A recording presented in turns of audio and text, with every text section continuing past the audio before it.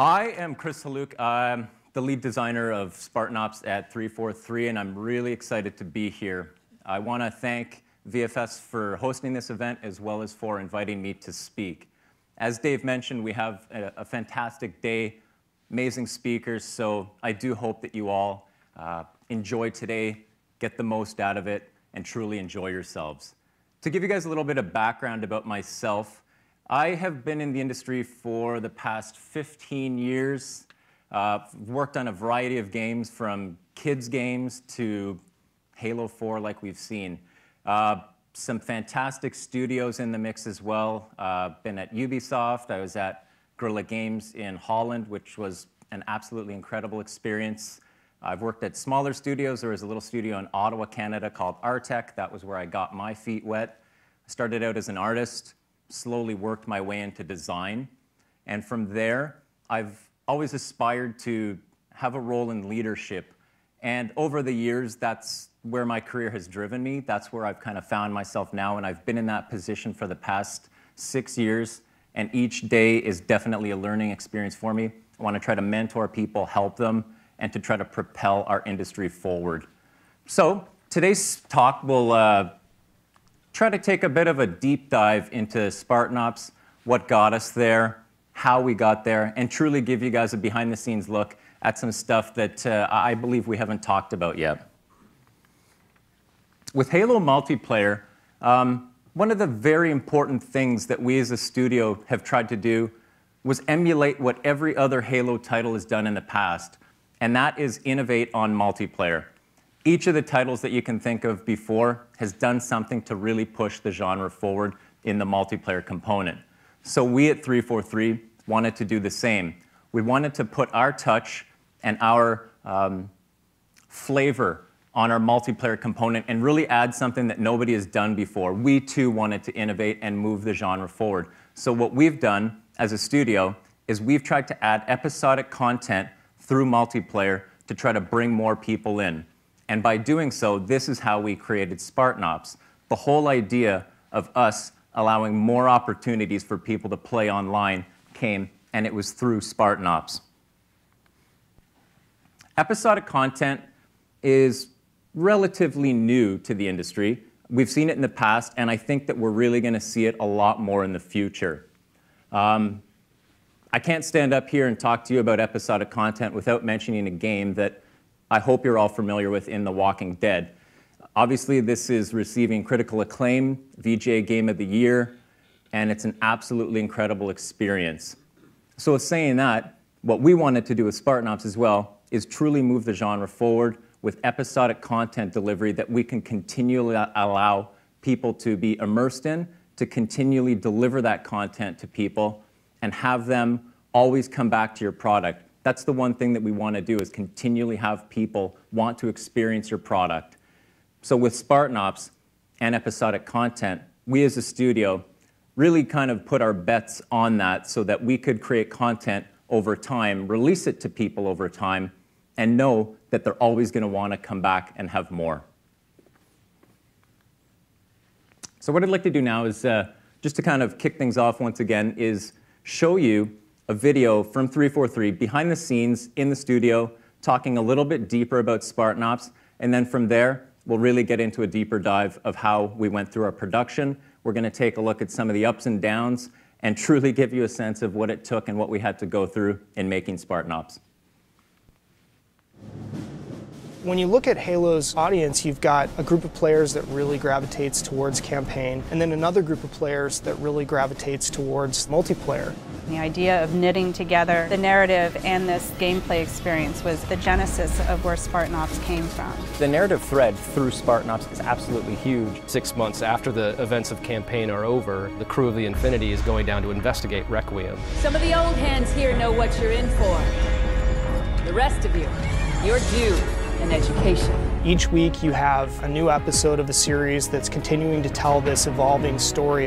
And then you have these 5 missions that tie directly to that episode. And actually, in some cases, you have a direct impact on what's happening in the next week's episode. Don't relax yet. You've got more hostiles headed your way. There are both creative challenges and production challenges. One is it's just a huge amount of content. We have, 50 missions that we're developing over the 10 weeks of the Spartan Ops season. We only have this much space, we only have this much RAM, we only have this much bandwidth. So we had to do a lot of technical trickery so that everything that we wanted to accomplish was able to happen. We want you to feel invested as part of the story. We wanted players to feel like they're accomplishing something. You rise up through the ranks, and once you get up to 50, we have what are called specializations. Specializations are kind of the end game for your Spartan career. Each specialization has an armor set, a bunch of emblems, an armor skin, and probably the biggest thing is that you can also unlock an extra armor mod. You can actually have a little gameplay item. Are you a vehicle guy? Are you a sniper? Are you someone who wants to level up faster? We actually have a mod that lets you earn XP a bit faster. It's more about specializing how you play at that point rather than the core gameplay mechanics being modified. So all the choices that you're making carries into the Spartan Ops experience. I'm going to tune in every week. We'll experience a story together for the first time as friends, and then we'll go play together as friends. And so this sort of new version of the water cooler. Spartan Ops will be one of those pinnacle moments for us in the franchise of creating new expectation for gamers and really delighting people with just great new functionality. So that was a behind-the-scenes look at Spartan Ops. Now, with episodic content, I do have to say that it's been extremely exciting for us as a team to be part of this new cutting-edge delivery method and how we can bring that content to everybody at home. I know that all of us, and you can see in that video, the guys back at the studio were extremely excited to be part of this and to truly try to do something that nobody has done before. And that is exactly what we wanted to do. As we saw, Spartan Ops is a story that's told 6 months after the events of Halo 4's main campaign. There are direct tie-ins as you'll come across characters that you've met in the campaign as well as meet many new characters. Spartan Ops comes each week with an ongoing episode of our CG series. As well, you get 5 playable missions that you can go online and play with up to 3 of your friends. Overall, Spartan Ops is comprised of 10 episodes of the CG and 50 missions overall. So that's an incredible amount of content that we as a team had to put together, and that content was across so many different disciplines and teams that at the point of creating it, it was, let's say, fairly daunting. So, with today's talk, I wanted to look at some of the pillars that we used from a design standpoint that we as a team had to rally around. We used these pillars as stakes in the ground as far as what we as a team wanted to develop towards and what we wanted to make. This is kind of how we led ourselves, how we guided ourselves, and what we drove ourselves to. In addition to this, later on, we're going to take a look at some of the peaks and valleys that we went through. And I'm going to give you guys an honest look at, I'd say, some of the challenges that we went through. This didn't come easy. I can't stand up here and tell you that it was. It was extremely demanding, it was challenging, and very trying for the team. But in the end, we're all proud of the results that we got, and we're truly trying to do something new that had never been done before. So one of the things that we tried to do as far as a pillar goes was to ensure that with Halo 4, that fiction is always applied to our multiplayer. This is something that I don't believe a lot of games do at the moment. Multiplayer sometimes is just an arena that you go in, you basically get online with your friends, and you start shooting. Whereas we, with the Halo universe, we felt that this is an opportunity for us to truly take advantage of more opportunities to deliver narrative. One of the things that we've done is the Infinity is the home of our multiplayer experience. It in effect, is a character. All of multiplayer starts from here. You, as a player, will basically enter the Infinity, and this is where you create your own personal custom Spartan. Your Spartan's persistent across War Games, which is our competitive multiplayer, and Spartan Ops. So everything you do across both modes truly matters. You can build your character, grow your character, and this is something that we truly felt passionate about in trying to deliver this type of content. The next main pillar that we have is accessibility. This is extremely important to what we wanted to do, and this ties in with that idea of a persistent character. A lot of games, what we found from user research, is that a lot of players don't want to enter the competitive multiplayer arena simply because they might be scared, they might not feel comfortable, they really don't know what to expect. So we wanted to offer a means and a different mode that can allow them to ease their way into this mode, and that is Spartan Ops. You can grow your character, you can start to feel comfortable with your skills, you know what you're building, you're growing your character, you're unlocking weapons, armor mods, armor abilities, and all of these things work on your character, your Spartan, so that you can then enter the multiplayer competitive arena. This is extremely important since with episodic content, you get each week, then you can actually grow your character each week and then push them into that arena. So what we wanted to do is offer as many options as possible. The last thing that we wanted to do is alienate anyone. We want to make it open and free and offer something for everybody that does want to play our Halo 4 multiplayer experience. And obviously, this is a key goal that we as a team worked on. It's across all of the multiplayer modes. So basically, between War Games and Spartan Ops and the entire design team, we had to truly rally around this to ensure that everybody was working towards that goal of making it as accessible as possible. The War Games team did an incredible job as well of making this as open as they could to get as many people as we could. And then this basically ensures that we've got a huge customer base and players online at all times playing our product. So another key thing, and you kind of see that next on, is the idea of episodic content and continually immersing people with that. How many of you people go at home, watch Game of Thrones or Walking Dead? These are things that TV is doing that are truly bringing people in each week. I can think of countless people in our office and studio alone that they're constantly talking about it in the kitchen. They're always talking about what's next. They're looking forward to the new season. It never ends. They might go back into the catalog and start watching, so you're always getting more people in. Those shows are continually immersing their customer base. And what we felt we wanted to do as well was offer those water cooler moments, offer those opportunities so that people can enter your game, they feel compelled by the narrative, which is a strong thread through our game, as well as the opportunity to tie that narrative into our gameplay. So we want to get people in, continually immersed as much as possible through both our CG series as well as the gameplay. Players could literally go home, you could turn on your Xbox, you could go online, and you can watch the CG series. Obviously, we want people to play our game, but this is another means that we can further the fiction of the Halo universe, which we feel is so deep and rich that we want to continue to lay those foundations so that people will be immersed and they're always going to want to come back. Each of our episodes of the CG series has those tie-ins, they've got those cliffhangers, and we want people to come back.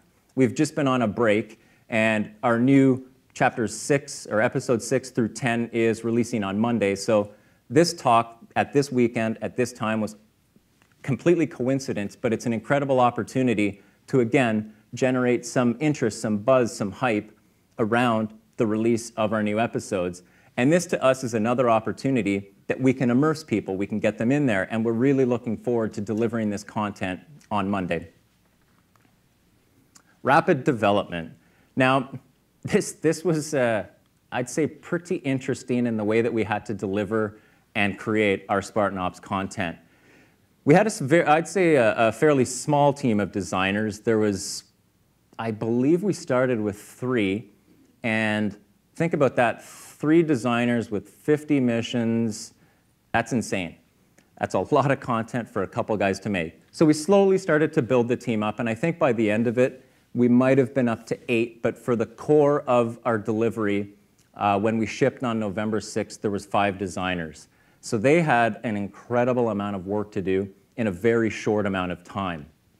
One of the things that we would do, and I think what you're looking at here is literally we had whiteboards full of, as you can see, very hacky kind of printouts with Post-it notes and just taking things on and off so that we could always have a visual sign of where we were at.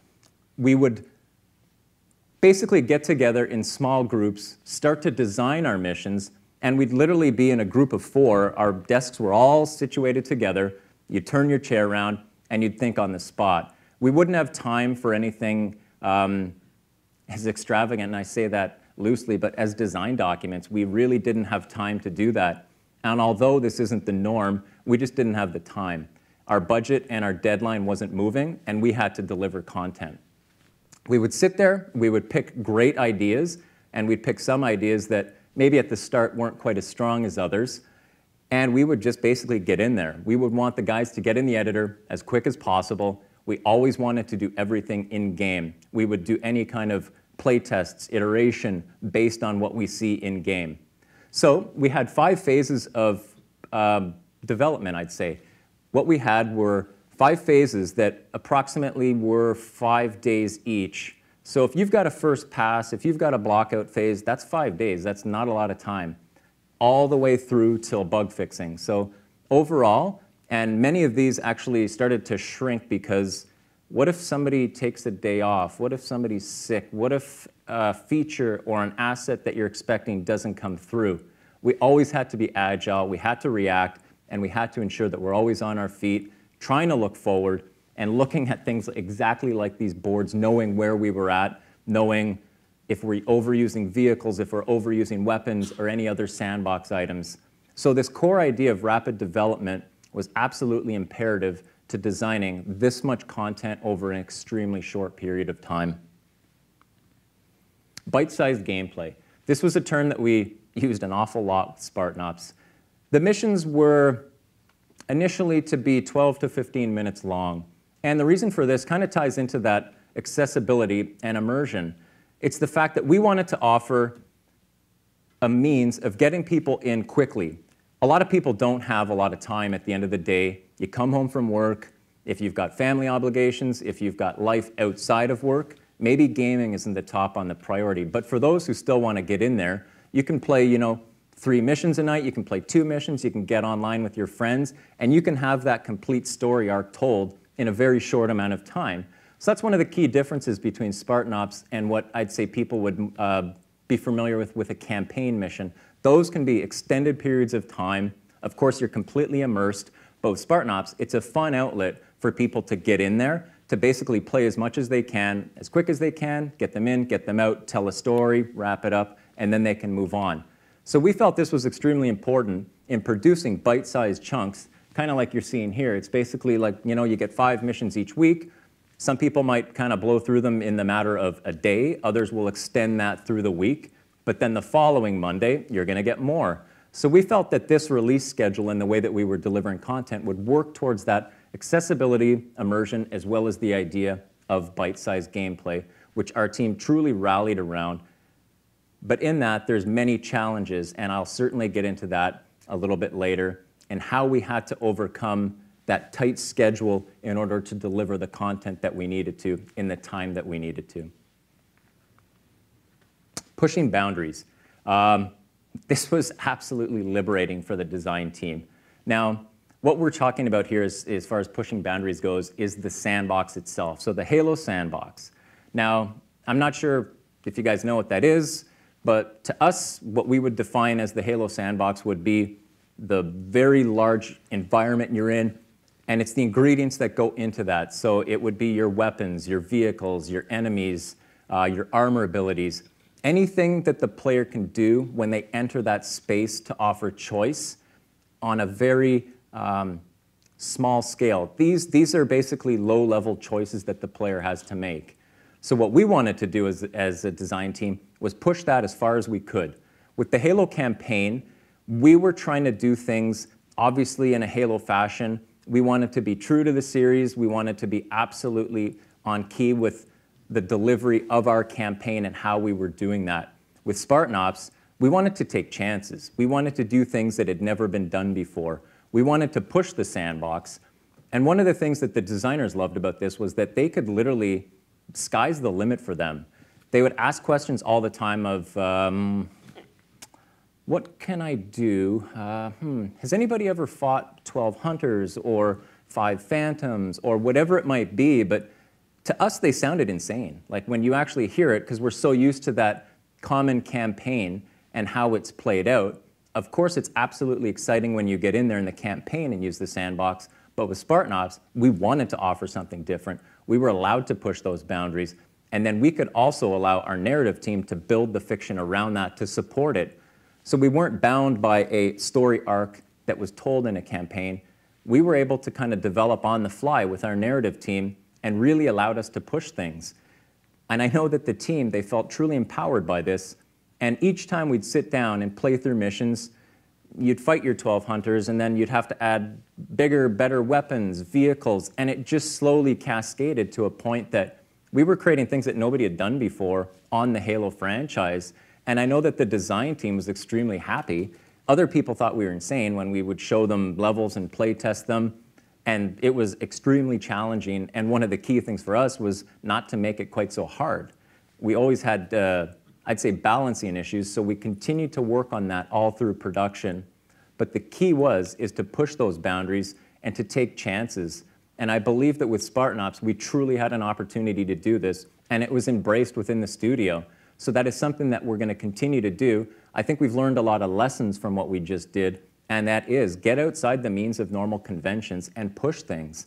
And this will also allow us in the future to design more and to design new sandbox elements that will make this idea of pushing boundaries go even further.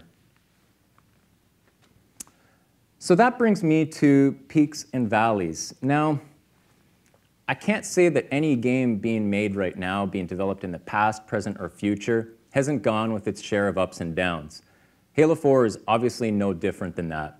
We as a studio went through many peaks and valleys. And with Spartan Ops, it's absolutely true to that as well. So what I'd like to do is take you guys through kind of a behind-the-scenes look at many of the ups and downs that we went through. And as I mentioned earlier, there certainly were a lot. This is a new team that's coming together, trying to develop something that nobody has ever done before. So we're basically like students. We're learning on the fly. It was extremely challenging to put something together that nobody had ever done before. And when you have a vision and you have those pillars of what you want to create, it does help. However, at the end of the day, we're all trying to craft an experience. We all have different ideas of what that's going to be until we finally kind of land on exactly what it is. So let's talk through some of these, and I hope it does shed a little bit of light on the challenges that we had to overcome through the production and how we got to the end with Spartan Ops. Oh, just looking at that makes me cringe. So that, scheduling challenges. I can't say enough about what we had to go through with our timeline. We, as the Spartan Ops team, I'd say came together fairly late on the production. I came, I want to say, a year, 8 months from ship. We had a lot of work to do when I got on the team. It was exciting for me to be part of something as cutting edge as episodic content, but there's always that question. It's like, wow, how are we going to do this? This is a lot. So what we're looking at here was basically my producer and myself would sit down with a project file, like exactly what you're looking at, and we would have to try to balance everything that we could.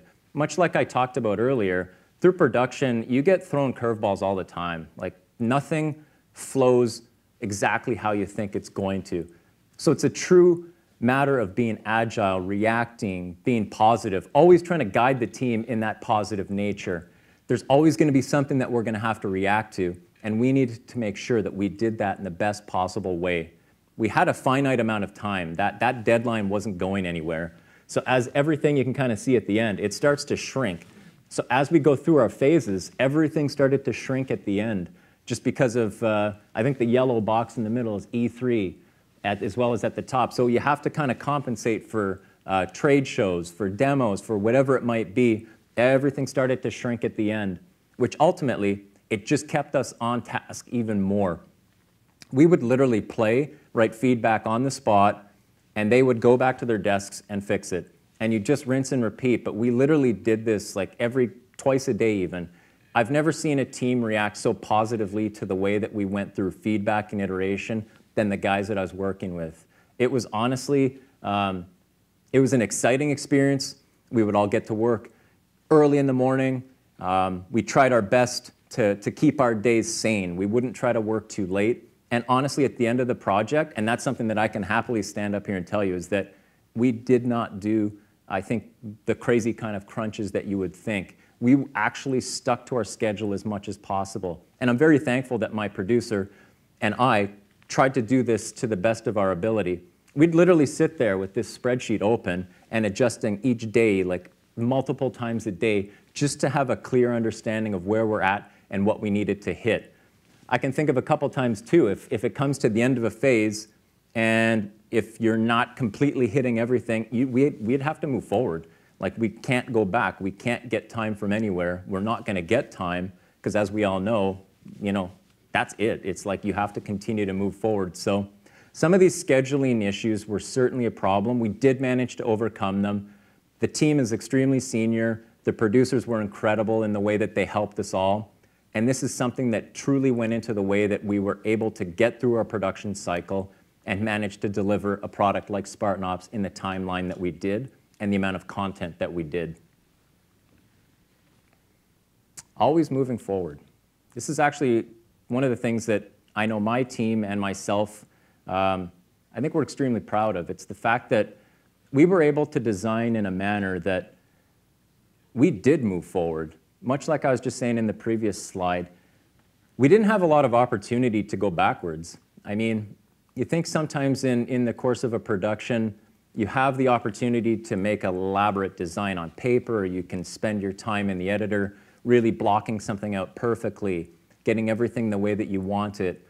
Then you start to play it, you get it in game, in engine, and it's not quite what you think. So you've got the luxury to go back and rework and constantly kind of tinker and play around with your ideas. We didn't have that. We literally had enough time to put the initial encounters in, to do our block out, and then to move forward. So the guys, basically, again, like I was saying, we would turn our desks around. We'd get in our groups of 4, we'd play online. The instant that we could get anything that we could play, we would be doing that. We wouldn't wait. We wouldn't let people, I'd say designers, which I think we all have a tendency of doing, it's try to like shelter everything. You don't want people to play. You don't want them to see until it's ready or what you deem is ready. We developed a culture where that wasn't the case. And that's something that I felt really strongly about, was getting the guys to show you stuff as quick as possible, that way you can iterate and you can react on what it is. We didn't have time to go back, so we always had to move forward, and we had to make sure that the designs were solid.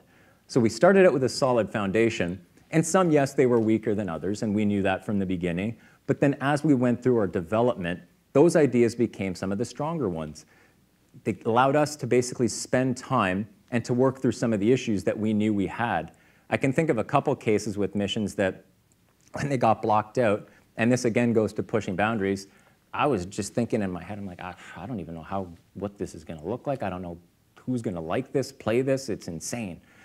So I'd say a couple weeks later, in the next phase as we were moving forward, it became a standout mission. It was incredible. People said that they'd never seen anything like it, and it's something that motivates the team, and it really gets you guys on track and moving towards that common goal or pillar that we had set. It's an extreme challenge to get a group of guys who've never made a product and you truly don't know what it's going to be like until the end, and they're really making an experience that we for Halo have never done. So this idea of always moving forward really played out not only for us but for the art team, and we had a very close relationship, and we'd be iterating on the fly much like we do with design but with art, and we had to ensure that we're putting our bets, we're making our best bets, and that we're being bold and confident with those decisions. And I think that's another key, if I can say something to you guys, it's be bold, it's be confident with what you're doing. And then get the feedback from your friends, your colleagues, whoever it might be, and drive it forward. If you do that, it allows you not necessarily not to have to restart. That's something that we didn't have the time to do, and anytime if anybody mentioned that to me, it kind of made my head explode. I'd be like, okay, well, you know our schedule, we can't possibly do that. So we would move forward. And of course there's things in hindsight when you look back that you wish you had more time to do, but unfortunately that wasn't the case. So again, it's sell your ideas, it's be bold and confident with them, and it's move them forward. And that's kind of one of the key pillars and aspects of the Spartan Ops experience and how we designed it, that I know my team and myself that we're extremely proud in how we achieved that. Balancing priorities. So again, extremely challenging. Halo 4 is a massive game, and the expectations were through the roof. So that puts a lot of pressure on a studio, and especially with a new studio. Although we're all industry veterans, the studio's very senior, a lot of people have been through a lot, which all obviously really helps a development cycle. So we've got campaign, Spartan Ops, and war games. 3 massive modes that need to ship with this game. They're all equally as important, and arguably you could say what's more important than the other, but for us as a dev team, and I can speak for myself on the Spartan Ops team, Spartan Ops was the most important thing to me through that course of production. I didn't care about, you know, what campaign thought was important or war games. I wanted stuff for us. So it's a matter of trying to get your teams aligned and balance what the studio has planned exactly for the future. We have a shared resource pool. We have an effects team, so we all had to share effects. We all had deliverables. We all had milestones that shared effects. So how does that team then know who to deliver to, when to deliver to? Same thing with campaign, assets, audio, you name it, narrative. It all was fighting for resources. So much like of kids in a playground, like the playground across the street, we had to learn how to play fair. All three modes had to get to a point that we were comfortable with each other and confident that we were going to be able to deliver what we needed to at the end by coming together and basically saying, okay, look, we know that we're all important. We know that we're all going to ship on the same day, but here's how we're going to do it. So with obviously the help of our producers and production, again, we came up with some incredible schedules that make your head blow, but it's trying to balance these priorities and share resources whenever you can. That's something that I think our studio did a really good job of, is that sharing of resources. It creates an extreme challenge for everybody that's part of that dev team when you know that you're trying to hit a date in order to make that ship on time. At the end of the day, it truly came down to a senior team that really knew what the experience was that we wanted to deliver and how we were going to do it. And that was by balancing those resources and just making sure that everybody hit those dates. Aggressive play tests. So I'm sure you guys are really familiar with play tests. I'm sure this is something that you hear about a lot. I think that there's a lot of GDC talks about it. People are always going on and on about play tests and the importance of play tests, and, well, I'm going to do it as well. Play testing was absolutely critical to the Spartan Ops experience in terms of our tight timeline and how we were going to achieve the goals that we needed to. I can think that it started out from very humble beginnings of 4 guys literally getting online and playing our missions together. And like I said, it was rough. Like, some of them were very rough to start with. Nonetheless, we could play through it. We could offer feedback. We would do it right on the spot, write lists of feedback. Guys would then go back to their desks, their work, and they'd start to iterate on that. Again, doing multiple times a day and offering each other the feedback so we all knew what kind of experiences we were going for. We didn't want to have the same experiences all the time. So by the guys playing each other's missions, it allowed us to do that. It allowed us to generate a lot of feedback on each other's missions, so then they knew basically what the next guy to them was doing, so that we all had an understanding of what the playing field was like. We knew what we had to do to separate these missions and make them different. It also truly added an atmosphere where there was a certain level of competition, which I think is really good. I think this is something that's important. It's a healthy competition between designers in wanting to have the best mission possible. And that's something that I think we started to see as we got into some of the later chapters and episodes. It's guys started to build on what they had learned and what they knew and what they felt comfortable with. And it's by pushing those boundaries, and it's through our play tests when we started to see positive reactions, then it only allowed it to get better, which is exactly what we wanted to do. So from that kind of at your desk 4 little group play test, we moved to internally in 343, we've got a play test lab. So we started to move to that when we felt that the missions were in a place that we could do it. We didn't wait too long because we needed to get that feedback as quickly as possible to move our schedule forward. So we would get 4 to 8 people, different people. We had hoped that maybe it's artists, maybe it's production, somebody who doesn't normally play the game, because that's who we wanted to target. We didn't want a lot of designers simply because we were looking for people that might not be as comfortable with the product. Obviously, when we play it, we are designers. We kind of know what we're looking for. So from those internal play tests, we'd have a tester in the room. We'd have all the designers. They'd be taking notes, feedback. And we could literally see by observation alone, okay, this isn't working, this is really working, judging how the people are reacting as they're playing. Then, of course, afterwards, we'd interview them. You'd ask them a few questions, and you'd get the information you need, go back to your desk, iterate, get that hit list done, and then move on, replay test. From there, as you can see, Microsoft Studios has their user research labs. This is absolutely incredible. It's pivotal to all the games that Microsoft makes. For us, I know that I can't even remember how many playtests we had, but the number's astounding. I know that there's an article online that discusses in quite a lot of detail about that UR research and about that process. And same thing, like the amount of money spent on pizza alone for all of the people that are there was mind-blowing. With that, we would have 30 to 60 people, quite formal.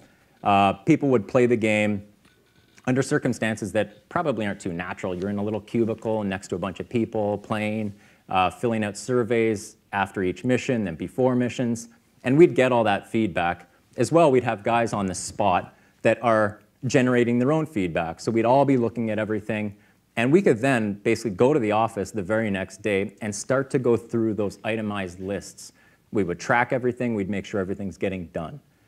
And then we'd get the big dump of Microsoft user research information that was extremely valuable in helping us create, know that we're on target, and move our product forward.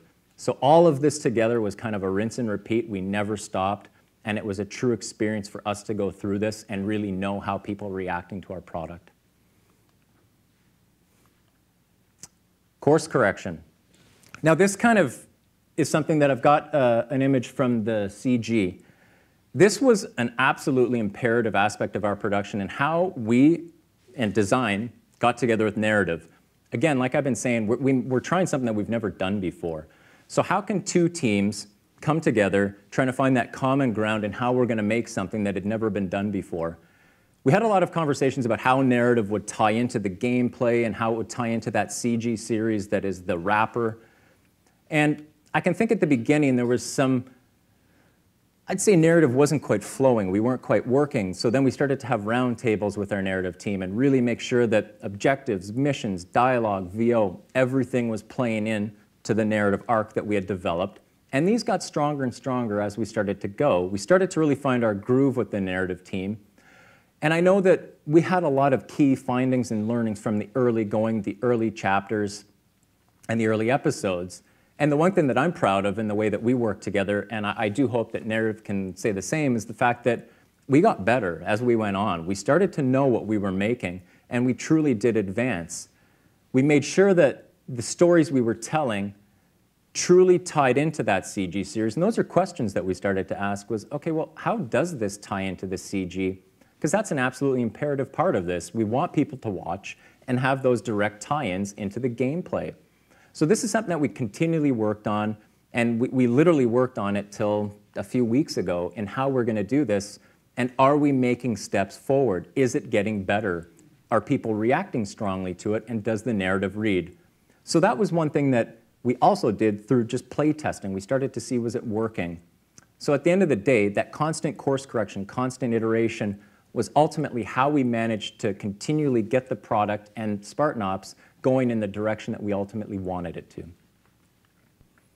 We nailed it, yeah. This was daunting, I'll say that. It was the first time, I guess it was E3 2012, that any part of Halo was playable, I'd say even visible. We had basically kept our cards close to us for quite a few years, I'd say. The whole process of creating a Spartan Ops mission to show basically the world and what it's going to be after we had talked about it was daunting. We had a lot of work to do on a mission, a lot of iteration.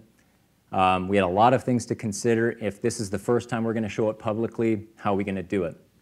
So I can think of a setting that we would meet daily. Producers, narrative team, art, effects, animation, design, everybody. Get in a room, we'd play through the mission, and it really evolved. It had some, again, humble beginnings, but what it ended up at the end of the day was indicative of the product that we wanted to basically put in front of everybody. So that was great. We had this ongoing episode, this chapter that we could play, and we really felt good about it. We felt strong. We knew that we were getting somewhere. Then it just came, you're playing each day, you're iterating, and we're not quite sure, how it's feeling. So one evening, got a build, probably pretty late on a Friday. I'm sure it was leading up to E3, very close. And Josh Holmes Chris Lee, David Berger, and myself basically went into our play lab, put on the headphones, started to play. We'd been doing this for weeks. Finally, we played, and we're like, at the end of the experience, we're just like, wow, okay, that's it. Like, that was awesome. We really felt it. We really knew we had hit it. And to the point that we put our headphones on and we played a bunch more. And that's kind of that pinnacle moment for us, that we knew we finally had an example of what it was that Spartan Ops was going to be. So at the end of that, we basically packaged that mission up. So that's one, and we had 49 more to make. That was nuts. That was that kind of moment where you're like, wow. You feel a sigh of relief, but then you also know what you still have in store, and your heart kind of sinks. As exciting as it is, it was still an extremely daunting moment for myself and for the entire studio, but we knew what we were making. So this is something that we had on our E3 demo. We needed to show an example of the CG series that I've been talking about. This was ongoing as well with another studio that was helping us out with the animation and the incredible CG that was being developed.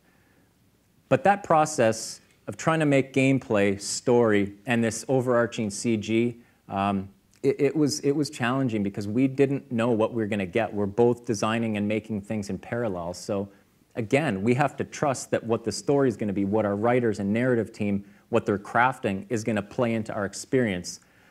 And we didn't have the final CG, but we knew we had to show something at E3. So what you're going to see here is basically it's a motion comic that I don't think a lot of people have seen except a select few journalists that were actually behind closed doors at E3.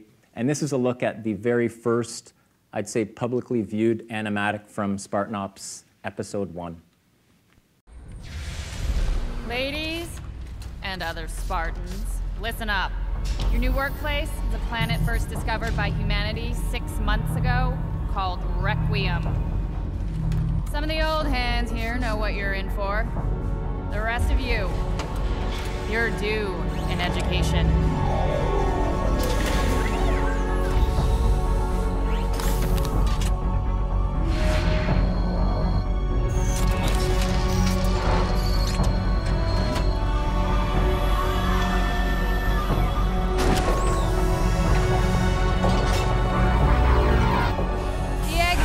Upstairs want to set up research bases.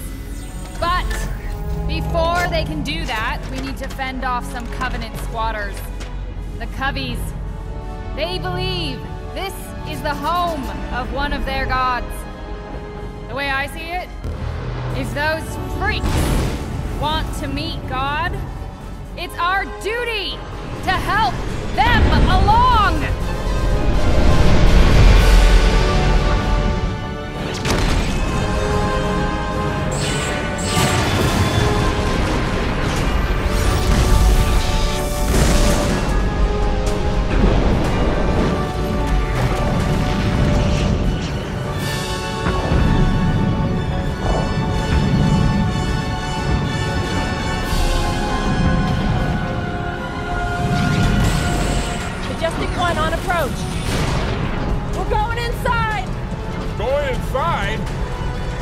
Hang on!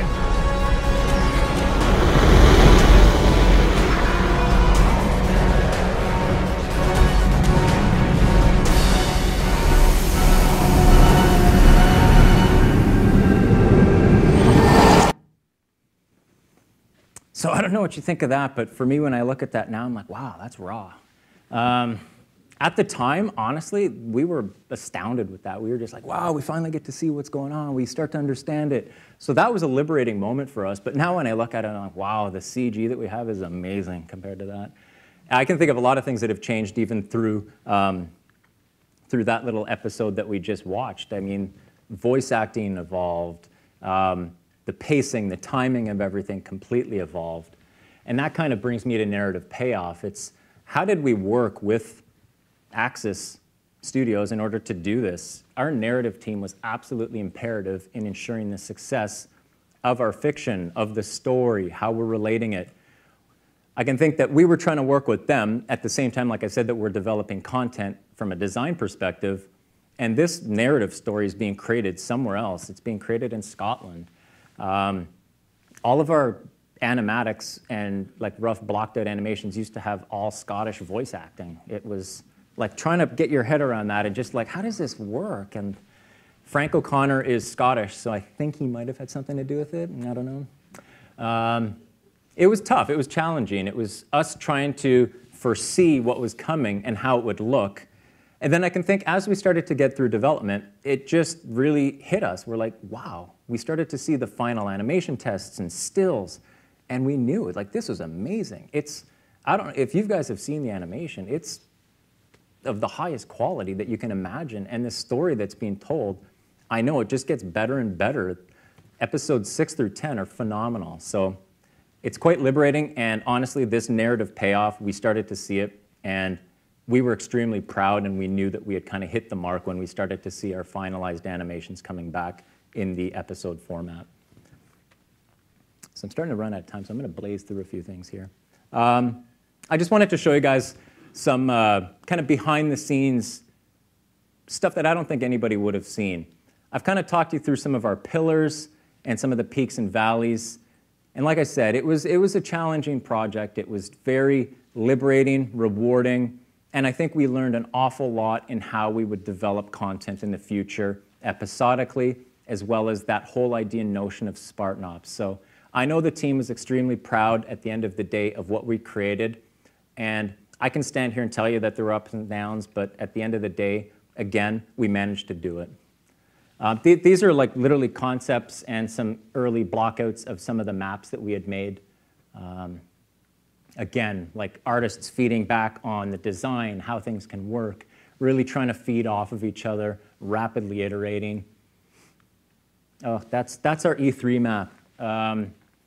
Man, that's crazy. That's probably one of the first blockouts, obviously top down. And I mean, I can see it. I can see it looking back at it. But to think that this is where it all started, like, it's very humble beginnings.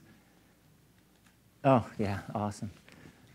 So this is the kind of stuff you'll see in our engine, you know, at any time. Something I want to point out that I don't know if you guys can see on the right side, like we had medals, that would pop up when you're killing. We had a lives counter, a timer.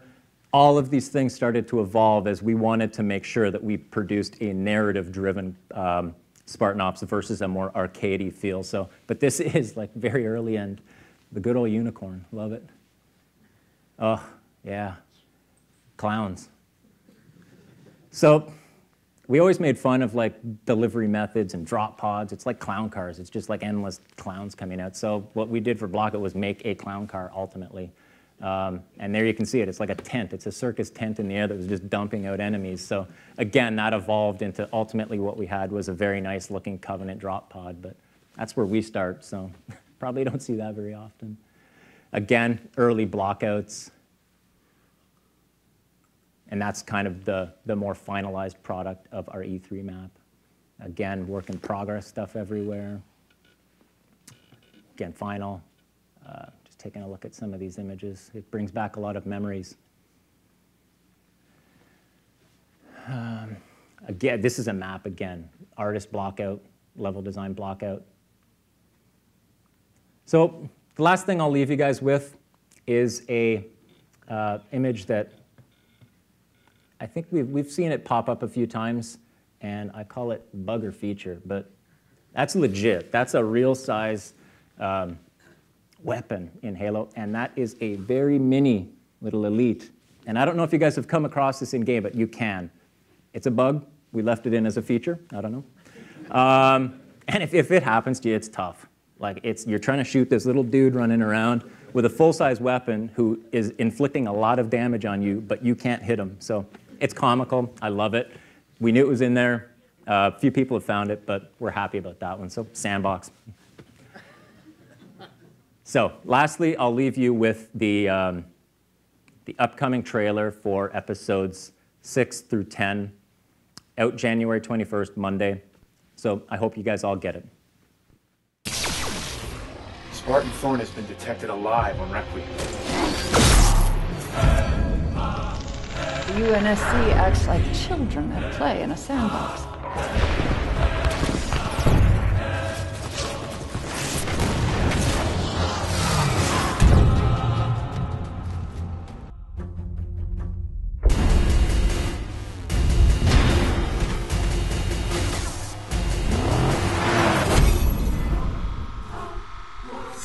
Dr. Halsey, I've underestimated you long enough.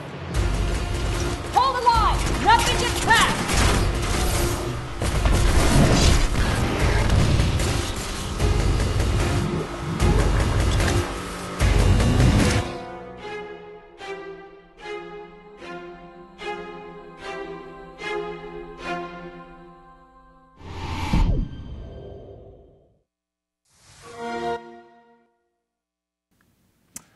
So there you go. So I just want to thank VFS very much once again for hosting this event, for bringing me here, for allowing me to talk to you guys about something that I feel very passionate about. If anybody's around, feel free to ask me questions afterwards. I also just want to say thank you very much. Huge thanks to the team at 343 that helped make Spartan Ops what it is. Incredible team back in Seattle. I also want to thank Jonathan Schwartz for helping me create this deck. I have no artistic capability, so he did me a big favor, and I owe him very large. I want to thank you all very much. Hope you enjoyed it, and have a great day, guys.